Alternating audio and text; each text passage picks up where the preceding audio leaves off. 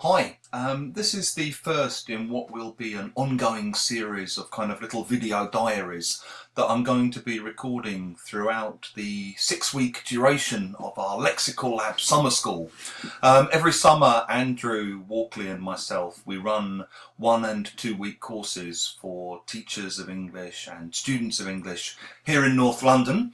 And today was the very first day of our second ever Lexical Lab summer school. We've got 2 courses running, Teaching Lexically, which is more of a kind of methodology course, and Advanced Language and Culture, which, as the name suggests, looks at language and culture. And I was working on the language and culture course today, and we had a great day. We did a full morning of talking about culture and language and the relationship between culture and language.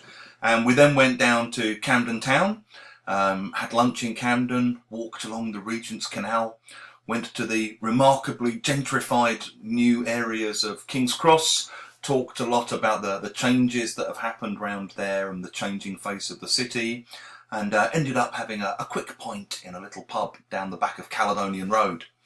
One of the things, as I said, that we were talking about on the course today was the whole relationship between language and culture, and I think a lot of people have this idea that language and culture are always intimately intertwined, and my own feeling is that often actually they're not. So with lots of things, like if you say she's had her nose pierced, or I'll give you a lift to the station if you like, there's nothing inherently cultural about those sentences. You don't need any cultural knowledge of Britain. They don't reveal anything about the inner lives or the cultural workings of the British Isles or the English-speaking people.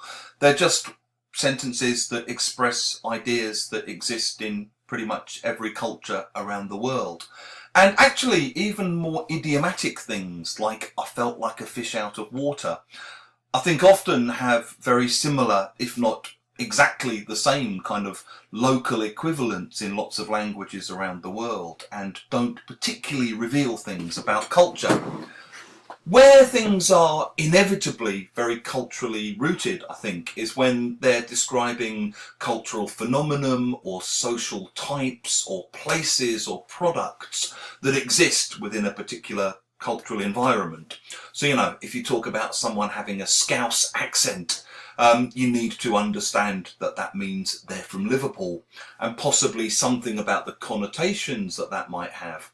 If somebody talks about the Troubles, the kind of situation in Northern Ireland from the late 60s to the 1990s, where there was the kind of militarised conflict between the Catholic minority community and the Protestant majority community, the Troubles is something that you need to know cultural background in order to understand. I think some language actually betrays cultural traits or characteristics, even if you're not aware of it.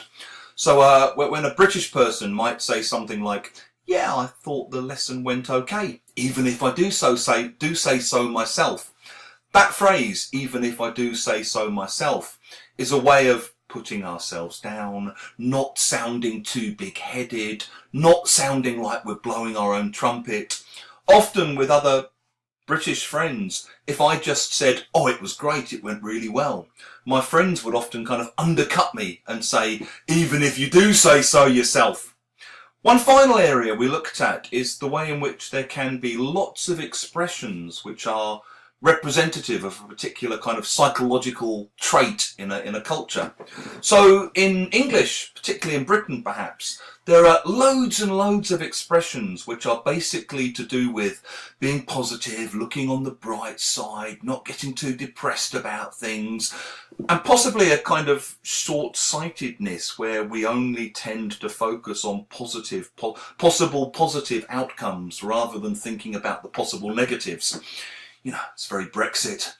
But we have all these expressions like, chin up, look on the bright side, it could be worse, worse things happen at sea, it's not the end of the world, you've still got your health.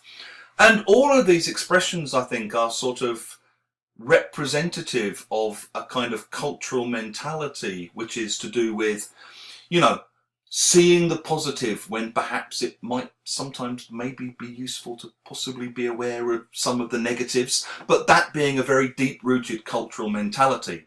So that was one of the many things we were talking about on the course today. Thanks very much for watching. In the weeks to come, we'll be doing some videos from different places that we're visiting, talking to some of the different students on the courses.